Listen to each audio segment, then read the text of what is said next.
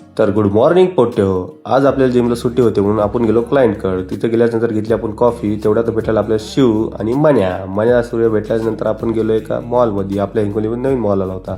तिथे गेल्याच्यानंतर आपण काही वस्तू खरेदी केल्या आणि तिथं वस्तू पण काही खूप छान होत्या वस्तू. त्यानंतर आपल्याला जायचं होतं ग्राउंडला.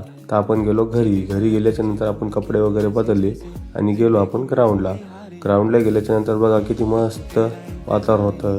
दादा पण आले होते. दादासोबत आपण ग्राउंडला गेलो. तेवढ्यात दादाला दिसली पतंगसाठी दादा खूप दूर पळत गेले आणि तिथून आणली ना दादानं पतंग. बघा मित्रांनो किती मोठी पतंग आहे. पतंग आणली होती बाळासाठी. तेवढ्यात मग आपण घरी गेलो. घरी गेल्याच्या नंतर येता आपल्याला एक गाय दिसले. या गायकाचं नाव बगाटे साहेब. बगाटे साहेबाचा आवाज बघा तुम्ही किती खतरनाक आहे.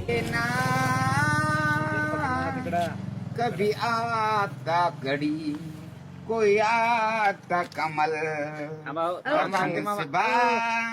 घर सिवा माने ना.